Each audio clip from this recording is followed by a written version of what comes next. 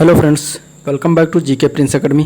तो हम लोग डिस्कस कर रहे थे यूथ कंपटीशन बुक के वीडियो एग्ज़ाम्स के प्रैक्टिस सेट का।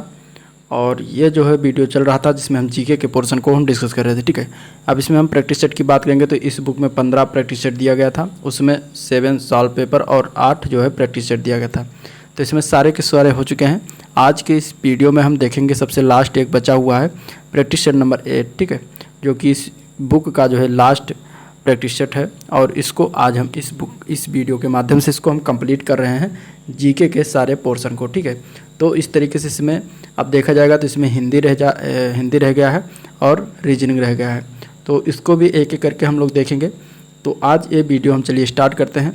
प्रैक्टिस सेट नंबर 8 सामान्य जानकारी के 50 क्वेश्चन देखेंगे और आप लोग भी साथ में करते रहिएगा और कमेंट करके आप लोग बताइएगा कि कितने क्वेश्चन आपके जो है इस वीडियो में सही हुए। ठीक है, और इसके पिछले वीडियो आप लोग जाके चैनल पेज पर से देख सकते हैं, वहाँ पे प्लेलिस्ट बना दिया है, तो वहाँ से पूरा वीडियो आपको मिल जाएगा। इसका लिंक मैं डिस्क्रिप्शन में दे दूँगा, आप लोग वहाँ से भी देख सकते हैं। ठीक है, चलिए वीडियो स्टार्ट करते हैं।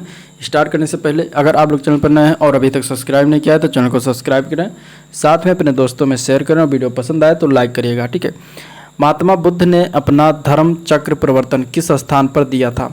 बताना है। इसका राइट आंसर क्या हो जाएगा? लुम्बिनी, सारनाथ, पाटलिपुत्र या वैशाली। ठीक है, इसमें बताना कि महात्मा बुद्ध के द्वारा जो अपना प्रथम उपदेश जो दिया गया था उसको धर्म चक्र प्रवर्तन के नाम से जानते हैं और वो कहाँ पर दिया था ये बताना है। ठीक है, इसके राइट आंसर हो जाएगा बी पार्ट सारनाथ। कहाँ पर दिया था? सारनाथ। आंसर इसका क्या हो जाएगा? B part. ठीक है, महात्मा बुद्ध को जो है 35 वर्ष की अवस्था में जो है ज्ञान की प्राप्ति हो गई थी और कहाँ पर हुआ था? बोध गया में। बोध गया में पीपल वृक्ष के नीचे महात्मा बुद्ध को ज्ञान की प्राप्ति हुई थी। और ज्ञान प्राप्त करने के पश्चात महात्मा ने जो है 5 ब्राह्मणों को सर्वप्रथम सारनाथ में उपदेश दिया था, जो उनके प्रथम शिष्य कहलाए थे। और बौद्ध साहित्य में जो है उनके प्रथम उपदेश को क्या कहा जाता है? धर्म चक्र प्रवर्तन। तो आंसर आपका इसमें राइट बी पार्ट हो जाएगा। बौद्ध धर्म से पहले मैंने एक शॉर्ट वीडियो बनाया हुआ है, आप लोग उसको जरूर देखिएगा। उसमें बौद्ध धर्म से रिलेटेड सारे के सारे क्वेश्चन उसमें मिल जाएंगे जो आपके एग्जाम्स के लिए इंपॉर्टेंट है। ठीक है, चलिए नेक्स्ट क्वेश्चन देखते हैं। किसी संस्कृति के वैज्ञानिक विवरण के अध्ययन को क्या कहा जाता है? किसी संस्कृति के यानी कि कल्चरल, जिसकी बात करें कल्चर, तो उसके अगर वैज्ञानिक विवरण को अध्ययन किया जाएगा, स्टडी किया जाएगा, तो उसको हम क्या कहेंगे एक शब्द में? तो उसको क्या कहा जाता है? इथनोलॉजी। आंसर इसका क्या हो जाएगा? ए पार्ट हो जाएगा, इथनोलॉजी। ठीक है, और इथनोग्राफी जो दिया गया है बी पार्ट में, इथनोग्राफी के अंतर्गत हम लोग मानव जाति के क्षेत्रीय विभाजन का अध्ययन तथा इथिक्स के अंतर्गत अगर देखा जाएगा तो इसमें जो है मानव के नैतिक आचरण और कर्तव्यों का अध्ययन करते हैं। ठीक है, तो इथनोग्राफी में हम लोग मानव जाति के क्षेत्रीय विभाजन का अध्ययन करते हैं और एथिक्स में मानव मूल्य यानी कि नैतिक आचरण और कर्तव्यों का अध्ययन एथिक्स में किया जाता है। ठीक है, इसके बाद एक होता है एटमोलॉजी। एटमोलॉजी के अंतर्गत हम लोग शब्दों की व्युत्पत्ति का विवेचन करते हैं। ठीक है, जो क्या होता है? एटमोलॉजी। एटमोलॉजी ये भी याद रखिएगा। नेक्स्ट क्वेश्चन देखते हैं। मुगल प्रशासन में मदद ए मास इंगित करता है, ये क्या है? मदद ए मास क्या है जो कि ये मुगल प्रशासन में लगाया गया था? तो एक प्रकार का ये क्या था? विद्वानों को दी जाने वाली राजस्व मुक्त अनुदत्त ये भूमि थी जो कि ये दिया जाता था, तो इसको क्या कहा जाता था? मदद ए मास। ठीक है, ये मुगल प्रशासन में था। मुगल काल में अगर हम देखें तो राजस्व के स्रोत मुख्यतः भू राजस्व था, चुंगी था, उपहार था, नमक पर कर था और व्यक्ति कर था। ये सब जो है भू राजस्व के स्रोत थे मुगल काल में। ठीक है, किसी अर्थव्यवस्था में यदि ब्याज की दर को घटाया जाता है तो वह क्या हो जाता है? इसका राइट आंसर क्या हो जाएगा? अगर किसी अर्थव्यवस्था में ब्याज की दर को घटाया जाएगा तो अर्थव्यवस्था में क्या होगा? निवेश व्यय को बढ़ाया जाएगा। ठीक है, अर्थव्यवस्था में निवेश व्यय को बढ़ाएगा, तो आंसर इसका सी पार्ट हो जाएगा। ठीक है, कांग्रेस पार्टी ने किस वर्ष पूर्ण स्वराज का प्रस्ताव पारित किया था? इसका राइट आंसर क्या है? कांग्रेस पार्टी के द्वारा पूर्ण स्वराज का प्रस्ताव जो है लाहौर अधिवेशन किया गया था 1929 में, और इसी में जो है इन्होंने पूर्ण स्वराज का प्रस्ताव पारित किया था। किसके अध्यक्षता में हुआ था? ये तो जवाहरलाल नेहरू के अध्यक्षता में ये जो है हुआ था, जो कि कहाँ पर हुआ था? लाहौर में। ठीक है, तो ये बातें हो गई। नेक्स्ट क्वेश्चन है 2011 में देश के निम्नलिखित राज्यों में से साक्षरता दर सबसे कम किसमें थी? तो साक्षरता दर की बात करेंगे तो इनमें जो है बिहार में सबसे कम है। आंसर बी पार्ट हो जाएगा बिहार। ठीक है, बिहार का साक्षरता दर कितना है? 61.8%। 61.8% है। और अगर हम देखेंगे तो झारखंड का कितना है, तो 66.4 है। ठीक है, अब क्रम वाइज हम देख लेते हैं। तो सबसे लास्ट में आता है बिहार, इसके बाद आता है अरुणाचल प्रदेश जिसका है 65.4%। राजस्थान का है 66.1%, जो कि थर्ड लास्ट है। और इसके बाद झारखंड का आता है 66.4%। आंध्र प्रदेश इसके बाद आता है 67%। ठीक है, नेक्स्ट क्वेश्चन। अगला प्रश्न है, कांग्रेस के नरम दल के नेताओं की आंदोलन की पद्धति क्या थी? ठीक है, इसका आंसर क्या होगा? तो कांग्रेस के नरम दल के नेता जो थे उनकी पद्धति क्या थी? असहयोग था, या राजवाम बंद आंदोलन था, या फिर अनुकूल प्रविघटन था, या फिर अविधेयक था? तो इसमें राइट आंसर हो जाएगा बी पार्ट। ठीक है, राजवाम बंद आंदोलन इनका प्रमुख पद्धति था। राइट आंसर बी पार्ट हो जाएगा। ठीक है, प्रशासन में जो है भारतीयों की भागीदारी तथा जनता के राजनीतिक जागरूकता उत्पन्न करना इनका मूल जो है क्या था, उद्देश्य था। और अनुकूल प्रविघटन जो है ये क्या, तो उग्रवादियों के मुख्य मांगे थी। ठीक है, यह अनुकूल प्रविघटन। तो आंसर आपका इसमें क्या हो जाएगा? बी पार्ट हो जाएगा। अगला प्रश्न है, उत्तर प्रदेश के निम्नलिखित जनपदों में से कौन क्षेत्रफल की दृष्टि से सबसे छोटा है? सबसे छोटा जिला कौन है ये बताना है। सबसे छोटा जिला जो है वो वाराणसी है इनमें से। राइट आंसर आपका बी पार्ट हो जाएगा, वाराणसी। ठीक है, नेक्स्ट क्वेश्चन देखते हैं। मुजफ्फरपुर में किंग्स फोर्ड की हत्या का प्रयास कब किया गया? तो मुजफ्फरपुर में किंग्स फोर्ड की हत्या का प्रयास जो है 1908 में किया गया था। राइट आंसर क्या हो जाएगा? ए पार्ट हो जाएगा। और इसमें जो है प्रफुल्ल चाकी व खुदीराम बोस ने जो है इसका प्रयास किया था। प्रफुल्ल चाकी ने पुलिस से बचने के लिए आत्महत्या कर लिया था और खुदीराम बोस को गिरफ्तार करके फांसी दे दिया गया था। अगला क्वेश्चन है, मुंडा जनजातियां अधिकांशतः बसी हैं, कहाँ पर बसी हैं मुंडा जनजातियां? तो ये बसी हैं झारखंड में। राइट आंसर डी पार्ट हो जाएगा, झारखंड। ठीक है, इसमें अगर हम देखेंगे तो मध्य प्रदेश की बात करेंगे तो मध्य प्रदेश में भील, गोंड आदि जनजातियां पाई जाती हैं। असम में बोडो, राभा, दिमारा आदि जनजातियां निवास करती हैं।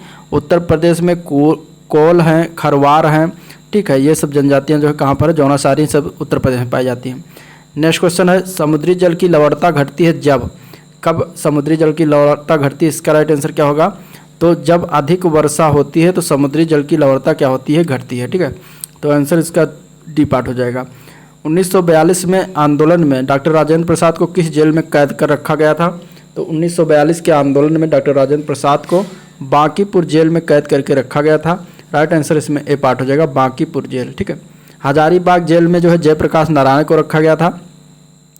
और इसके बाद जो कि जयप्रकाश नारायण ने जो है जेल को तोड़कर, दीवार तोड़कर भाग लिया था। नेक्स्ट क्वेश्चन, ओजोन परत बताता है। ओजोन परत क्या बताता है? तो ओजोन परत जो है पृथ्वी की सतह से 15 से 20 किलोमीटर ऊपर से वायुमंडल की परत को जो है ये दर्शाता है। ओजोन परत जो है समताप मंडल में पाया जाता है। ये भी बहुत बार क्वेश्चन पूछा गया है। ठीक है, समताप मंडल। और ये पृथ्वी से लगभग 15 से 35 किलोमीटर ऊपर जाने पर यह है। और यह जो है सूर्य द्वारा विकिरित पराबैंगनी किरणें जो होती हैं उनको रोककर हमारी जो है रक्षा करती हैं। नेक्स्ट क्वेश्चन है, हुमायूं द्वारा लड़े गए 4 प्रमुख युद्धों की तिथि के अनुसार सही क्रम अंकित करना है। और युद्ध स्थलों के जो कि नाम नीचे अंकित है। तो इनमें बताना है कि सबसे पहला युद्ध कौन हुआ, इसके बाद कौन सा युद्ध हुआ, इसके बाद कौन सा युद्ध हुआ। तो देखिए, इसमें अगर हम आंसर की बात करेंगे तो आंसर इसका डी पार्ट हो जाएगा। ठीक है, देवरा, चौसा, इसके बाद कन्नौज, फिर सरहिंद का युद्ध। देवरा का युद्ध कब हुआ था? तो देवरा का युद्ध हुआ था 1532 में। ठीक है, चौसा का युद्ध कब हुआ? चौसा का युद्ध हुआ था 1539 में। इसके बाद कन्नौज का युद्ध हुआ, ये कब हुआ? कन्नौज या इसको बिलग्राम का युद्ध भी कहते हैं, ये हुआ था 1540 में। ठीक है, फिर इसके बाद लास्ट में सरहिंद का युद्ध हुआ जो कि 1555 में हुआ था। तो इस प्रकार ये 4 युद्ध हैं जो कि हुमायूं द्वारा लड़े गए। और ये इसी तरीके से क्रमानुसार पूछ लिया जाता है, क्रम के अनुसार। तो ये भी याद रखिएगा। ठीक है, आपका आंसर क्या हो जाएगा? इसमें डी पार्ट हो जाएगा। नेक्स्ट क्वेश्चन देखते हैं, भारत में सर्वाधिक अनुसूचित जाति जनसंख्या वाला प्रदेश कौन सा है? किस प्रदेश में सबसे ज़्यादा अनुसूचित जाति हैं? तो 2011 की जनगणना के अनुसार देखेंगे तो सबसे ज़्यादा उत्तर प्रदेश में है। आंसर डी पार्ट हो जाएगा, उत्तर प्रदेश। ठीक है, नेक्स्ट क्वेश्चन है, भारत की 1/4 से अधिक नगरीय जनसंख्या जिन 2 राज्यों में निवास करती हैं वह कौन सी हैं? तो इनमें से अगर देखा जाएगा तो वह महाराष्ट्र और उत्तर प्रदेश है। ठीक है, उत्तर प्रदेश पहले स्थान पर आता है राज्यों में और महाराष्ट्र जो है दूसरे स्थान पर आता है राज्यों में। तो इस तरीके से आंसर इसका क्या हो जाएगा? डी पार्ट हो जाएगा। अगला क्वेश्चन अगर हम देखेंगे तो राजनैतिक सुधारों के लेकर विरोध करने वाले पहले भारतीय कौन थे? तो इसका आंसर क्या हो जाएगा? तो पहले भारतीय जो थे वो थे बाल Gangadhar Tilak. Answer D part हो जाएगा। ठीक है, संसार में सर्वाधिक नगरीकृत देश कौन सा है? तो संसार में सर्वाधिक नगरीकृत जो देश है वो है सिंगापुर। राइट आंसर इसमें डी पार्ट हो जाएगा। भील जनजाति कहाँ पर पाई जाती है? भील जनजाति जो है महाराष्ट्र में पाई जाती है। आंसर क्या हो जाएगा? डी पार्ट हो जाएगा। ठीक है, भील जनजाति मुख्यतः मध्य प्रदेश में भी होता है, ये पाई जाती हैं, महाराष्ट्र में भी है, राजस्थान में, गुजरात में पाई जाती हैं। तो आपका आंसर इसमें राइट डी पार्ट हो जाएगा क्योंकि महाराष्ट्र में दिया गया है। अगला प्रश्न, एक उच्च न्यायालय का न्यायाधीश अपना त्यागपत्र संबोधित करता है, किसको संबोधित करता है? अगर उच्च न्यायालय का न्यायाधीश है तो त्यागपत्र किसको देता है? तो ये त्यागपत्र देता है राष्ट्रपति को। आंसर इसका क्या हो जाएगा? ए पार्ट हो जाएगा। और ये अनुच्छेद 217(1) यानी कि का के अनुसार जो है ये अपना त्यागपत्र जो है राष्ट्रपति को संबोधित कर हस्ताक्षर सहित जो है प्रदान करता है। नेक्स्ट क्वेश्चन है, भारतीय संविधान में कितनी भाषाएं क्षेत्रीय भाषाओं के रूप में मान्यता प्राप्त है? तो भारतीय संविधान में टोटल 22 भाषाएं हैं। ठीक है, मान्यता प्राप्त है। आंसर क्या हो जाएगा? डी पार्ट हो जाएगा, 22 भाषाएं भारतीय संविधान में शामिल हैं। भारतीय संविधान में क्या क्या शामिल है? तो भारतीय संविधान में जो है 300 अगर हम देखेंगे इसमें राइट आंसर तो क्या हो जाएगा? तो 395 अनुच्छेद हैं, 22 भाग हैं और 12 अनुसूचियाँ हैं। तो आंसर आपका इसमें हो जाएगा ए पार्ट। ठीक है, भारतीय संविधान में, मूल संविधान में 395 अनुच्छेद और 22 भाग और 12 अनुसूचियाँ, सॉरी मूल संविधान में 8 अनुसूचियाँ थी। ठीक है, 22 भाग थे और 395 अनुच्छेद थे, लेकिन वर्तमान समय में 25 भाग हो गए हैं, 470 प्लस अनुच्छेद हैं और 12 अनुसूचियाँ हैं। लेकिन इनमें से अगर देखा जाएगा तो राइट आंसर में कौन सा आता है? आपका ए पार्ट आता है। ठीक है, संविधान को 26 जनवरी के दिन लागू करने का निर्णय लिया गया, इसलिए लिया गया क्योंकि 26 जनवरी के दिन लागू करने का निर्णय क्यों लिया गया था?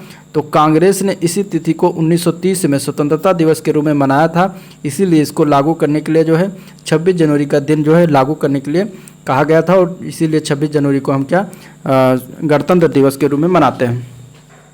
ठीक है, नेक्स्ट क्वेश्चन, यूरोप की एक प्रवर्त श्रृंखला इनमें से कौन सी है? तो इनमें से पर्वत की श्रृंखला जो है यूरोप की वो कौन सी है? तो वो है आल्प्स। ठीक है, आल्प्स जो पर्वत है ये यूरोप में स्थित है और इसका जो यूरोप में सर्वाधिक विस्तार स्विट्जरलैंड में है। ठीक है, तो राइट आंसर इसमें ए पार्ट हो जाएगा। बहुउद्देशीय नदी घाटी योजनाओं को आधुनिक भारत का मंदिर किसने कहा था? ये तो ये कहा गया था पंडित जवाहरलाल नेहरू के द्वारा। आंसर आपका इसमें राइट बी पार्ट हो जाएगा। चट्टान पर उगने वाले पादप कहलाते हैं, चट्टान पर उगने वाले पौधों को क्या कहा जाता है? तो उनको कहा जाता है शैलोदभिद। आंसर डी पार्ट हो जाएगा, शैलोदभिद। ठीक है, जल वाष्प तापमीटर थर्मामीटर को नामांकित करने का उपकरण इनमें से कौन सा है? इनमें से तो इसमें से अगर राइट आंसर की बात करें तो हाइग्रोमीटर है। राइट आंसर क्या हो जाएगा? D part hygrometer. ठीक है, अगला प्रश्न देखते हैं। तो विरंजक चूर्ण के लिए कौन सा कथन गलत है? असत्य है यानी कि गलत है। तो विरंजक चूर्ण के लिए ये जल में अधिक विलेय होता है, जो कि ये गलत है। ठीक है, जल में अधिक विलेय नहीं होता। बाकी ये हल्के पीले रंग का चूर्ण है, ये सही है। ऑक्सीकारक होता है, ये भी सही है। तन अम्ल की प्रतिक्रिया से क्लोरीन निष्कासित करता है, यह भी सही है। ठीक है, राइट आंसर में गलत की पार्ट कर रहा था तो ए पार्ट हो जाएगा। किस खनिज से रेडियम प्राप्त किया गया था? तो इसका नाम बताना है कि कौन सा खनिज था जिसके द्वारा रेडियम प्राप्त किया गया था? तो वो था पिचब्लैंड। राइट आंसर इसका बी पार्ट हो जाएगा, पिचब्लैंड। ठीक है, बत्ती वाले स्टोव में केरोसिन का बत्ती में ऊपर चढ़ने का क्या कारण है? तो केरोसिन जो है ऊपर अगर चढ़ता है तो वो कारण होता है पृष्ठ तनाव। पृष्ठ तनाव के कारण जो है केरोसिन जो है ऊपर चढ़ता है। ठीक है, निम्नलिखित में से कौन सी विटामिन की खून के जमने यानी कि क्लॉटिंग ऑफ ब्लड में आवश्यकता होती है? तो उस विटामिन का क्या नाम है जिससे ब्लड क्लॉट होता है यानी ब्लड रुकता है? तो उस विटामिन का नाम है विटामिन के। आंसर क्या हो जाएगा? डी पार्ट हो जाएगा, विटामिन के। ठीक है, अगला प्रश्न, क्लोरोफिल में कौन सा धातु आयन पाया जाता है? क्लोरोफिल में जो धातु आयन पाया जाता है वो नाम है उसका मैग्नीशियम। बहुत इंपॉर्टेंट क्वेश्चन। ठीक है, मैग्नीशियम धातु जो है वो क्लोरोफिल में पाया जाता है। आम की बीज रहित प्रजाति कौन सा है? आम की वो प्रजाति बताना जिसमें बीज नहीं पाया जाता, तो वो प्रजाति है सिंधु। ठीक है, राइट आंसर क्या हो जाएगा? D part Sindhu. निम्नलिखित में से कौन सा मनुष्य में अवशोषी अंग नहीं है? इनमें से अवशोषी अंग की बात करेंगे तो कौन सा इसमें से नहीं है? तो सामने वाले जो चपटे दांत हैं ये जो है अवशोषी अंग के रूप में नहीं होते। ठीक है, ये मेन पार्ट है। बाकी इसमें तीनों जो दिया गया है, ठीक है, ये मेम्ब्रेन जो दिया गया है ये भी एक अवशेषी अंग है। कर्णपाल की कर्णाभ मांसपेशियां ये भी अवशेषी हैं। वर्मी फार्म अपेंडिक्स जो है ये भी अवशेषी अंग है। ठीक है, तो तीनों अवशेषी अंग है। नेक्स्ट क्वेश्चन, उत्तर प्रदेश में रानी लक्ष्मीबाई बांध परियोजना ये कहाँ पर निर्मित है? रानी लक्ष्मीबाई बांध परियोजना की बात कर रहा है तो इसका राइट आंसर हो जाएगा बी पार्ट, ये बेतवा नदी पर निर्मित है। आंसर इसका क्या हो जाएगा? बेतवा नदी। ठीक है, जो कि ये कहाँ पर पाया जाता है? तो ये कहाँ पर स्थित है? तो मध्य प्रदेश और उत्तर प्रदेश की ये संयुक्त परियोजना है और ये स्थल जो है चंदेरी के निकट और ललितपुर से 22 किलोमीटर दूर पर स्थित है। ठीक है, और ये जो है उत्तर प्रदेश के 1380 वर्ग किलोमीटर क्षेत्रफल तथा मध्य प्रदेश के 1210 वर्ग किलोमीटर क्षेत्रफल को क्या है, सिंचित करता है। पीत क्रांति यानी कि पीली क्रांति किससे संबंधित है, कौन से उत्पादन से संबंधित है, तो पीली क्रांति जो है वो तिलहन के उत्पादन से संबंधित है। राइट आंसर इसमें क्या हो जाएगा, सी पार्ट हो जाएगा, तिलहन। ठीक है। हरित क्रांति का संबंध किससे है, हरित क्रांति का संबंध कृषि क्षेत्र के उत्पादन तकनीक में सुधार एवं कृषि उत्पादकता में वृद्धि करने से है। ठीक है। और इसके बाद अगर हम देखेंगे तो श्वेत क्रांति का संबंध दूध के क्षेत्र में क्रांति से उत्पन्न है, उत्पादकता बढ़ाने से संबंधित है। ठीक है। और श्वेत क्रांति के जनक हैं डॉक्टर वर्गीज कुरियन। इन्होंने अब जो है इनको क्या कहा जाता है कि श्वेत क्रांति का जनक कहा जाता है। ठीक है। नीली क्रांति का संबंध जो है मछली के उत्पादन से है, मछली के उत्पादन से जो होता है वो नीली क्रांति के नाम से जानते हैं। ठीक है। और इसके बाद अगर हम और देखते हैं तो गुलाबी क्रांति है वो मांस व्यापार के क्षेत्र से संबंधित है। ठीक है। भूरी क्रांति जो है गैर परंपरागत ईंधन के उत्पादन के क्षेत्र में हुई भूरी क्रांति से संबंधित है। तो इस तरीके से पॉइंट होगा। नेक्स्ट क्वेश्चन, निम्नलिखित में से कौन सा एक बाल्टिक राष्ट्र नहीं, इनमें से बाल्टिक राष्ट्र पूछा गया है, बाल्टिक राष्ट्र। ठीक है। बाल्टिक राष्ट्र क्या है, तो देखिए इसमें से अगर देखा जाएगा तो राइट आंसर आपका बी पार्ट है। स्लोवाकिया जो है बाल्टिक राष्ट्र के रूप में नहीं आता। लाटविया, लिथुआनिया और एस्टोनिया, ये तीनों क्या है, बाल्टिक राष्ट्र हैं। क्यों हैं, क्योंकि ये तीनों राष्ट्र जो हैं बाल्टिक सागर के पूर्व में स्थित हैं और ये जो है मध्यम खारे पानी का सबसे बड़ा प्राय सागर माना जाता है बाल्टिक सागर। तो इसलिए इन्हीं तीनों को बाल्टिक राष्ट्र कहा जाता है। किस प्रकार के कंप्यूटर का सर्वाधिक उपयोग किया जाता है, प्रयोग किया जाता है, तो वो कंप्यूटर का नाम है माइक्रो कंप्यूटर। ठीक है। माइक्रो कंप्यूटर का सर्वाधिक प्रयोग किया जाता है। राइट आंसर डी पार्ट हो जाएगा। निम्नलिखित में से कौन शक्ति एवं खाद्य दोनों दे सकता है, तो इनमें से अगर देखा जाएगा तो बायोगैस संयंत्र जो है ये शक्ति भी देता और खाद्य भी देता है। तो आंसर इसका सी पार्ट हो जाएगा, बायोगैस संयंत्र। अगला क्वेश्चन देखते हैं, तो किसी निश्चित क्षेत्र में प्राणियों की संख्या की सीमा जिससे पर्यावरण समर्थन कर सकता है कहलाती है, क्या कहलाती है, तो उसको कहा जाता है वहन क्षमता। क्या कहते हैं, वहन क्षमता। आंसर बी पार्ट हो जाएगा। निम्नलिखित में से कौन सी गैस ग्लोबल वार्मिंग के लिए ज़्यादा जिम्मेदार है, इसका राइट आंसर क्या होगा, ग्लोबल वार्मिंग के लिए कहा गया है तो methane gas, carbon dioxide gas जो है ग्लोबल वार्मिंग के लिए सबसे ज़्यादा जिम्मेदार होती है। तो राइट आंसर आपका इसमें सी पार्ट हो जाएगा। निचली गंगा नहर का उद्गम स्थल कहाँ पर है, निचली गंगा नहर का उद्गम स्थल है जो नरौरा में स्थित है। आंसर डी पार्ट हो जाएगा। ठीक है। उत्तर प्रदेश में उर्दू को द्वितीय राजभाषा घोषित किया गया था और कब घोषित किया गया था, तो ये घोषित किया गया था 1989 में। आंसर सी पार्ट हो जाएगा। ठीक है। उत्तर प्रदेश का मुख्य लोक नृत्य कौन सा है, उत्तर प्रदेश का प्रमुख लोक नृत्य की बात करेंगे तो धोबिया, राई, सायरा तीनों आते हैं। राइट आंसर इसमें डी पार्ट हो जाएगा। ठीक है। जलियांवाला बाग के प्रदर्शन के लिए क्यों लोग जमा हुए थे, जलियांवाला बाग जो प्रदर्शन हुआ था, बाग में जो है प्रदर्शन के लिए क्यों लोग जमा हुए थे, इसका आंसर क्या हो जाएगा, तो देखिए उसमें जो लोग जमा हुए थे वो थे किचलू और सत्यपाल के बंदी बनाने के विरोध में प्रदर्शन के लिए जो है जमा हुए थे। ठीक है। तो राइट आंसर में बी पार्ट हो जाएगा। अगला क्वेश्चन है, एयरलाइंस गोल्ड कप का संबंध किससे है, तो एयरलाइन गोल्ड का संबंध जो है फुटबॉल से होता है। आंसर क्या हो जाएगा, सी पार्ट हो जाएगा। ठीक है। 2011 की जनगणना के अनुसार उत्तर प्रदेश में महिला आबादी कुल आबादी का कितना लगभग है, तो 2011 की जनगणना के अनुसार देखेंगे तो महिला आबादी टोटल 48% है। आंसर इसका बी पार्ट हो जाएगा। ठीक है। मासमई गुफा में जियोरिसा मासमैंसिस नामक एक सूक्ष्म घोंघे की प्रजाति की खोज की गई है और यह गुफा किस राज्य में है। ठीक है। मासमई गुफा जो है ये किस राज्य में है ये बताना है, तो मासमई गुफा जो है ये मेघालय में स्थित है। ठीक है। आंसर क्या हो जाएगा, ए पार्ट हो जाएगा, मेघालय। हाल ही में किस तिथि को विश्व आयोडीन अल्पता दिवस मनाया गया, तो कौन सा तिथि है, तो ये तिथि है 21 अक्टूबर। 21 अक्टूबर को हर वर्ष विश्व आयोडीन अल्पता विकार निवारण दिवस मनाया जाता है। ठीक है। मुख्यमंत्री राशन आपके द्वार योजना ये किस राज्य की योजना है, तो ये योजना है मध्य प्रदेश सरकार की। आंसर इसका क्या हो जाएगा, सी पार्ट हो जाएगा। ठीक है। ये 2021 को स्टार्ट किया गया था मध्य प्रदेश सरकार द्वारा। इसमें क्या है, दिव्यांग, वृद्ध, शारीरिक रूप से अक्षम और गरीब आदिवासी परिवारों की सुविधा के लिए शुरुआत किया गया है। राइट आंसर में सी पार्ट हो जाएगा। तो ये था आज का ओवरऑल वीडियो और जिसमें ये वीडियो एंड होता है। अगर वीडियो पसंद आए तो लाइक करिएगा, चैनल को सब्सक्राइब करिएगा, साथ में अपने दोस्तों में ज़्यादा से ज़्यादा शेयर करिएगा। ठीक है। अब इस वीडियो के माध्यम से आप पूरा कंप्लीट 15 प्रैक्टिस सेट जीके का कंप्लीट होता है यूथ पब्लिकेशन का। अब आप लोग कमेंट करके बताइए आपको रीजनिंग वाला प्रैक्टिस सेट चाहिए या फिर हिंदी वाला इसका जो बचा हुआ है वो प्रैक्टिस सेट चाहिए। ठीक है। तो आपके कमेंट का हमें इंतजार रहेगा। आज का वीडियो पर एंड करते हैं, मिलते हैं नेक्स्ट वीडियो में, तब तक के लिए थैंक यू, नमस्कार।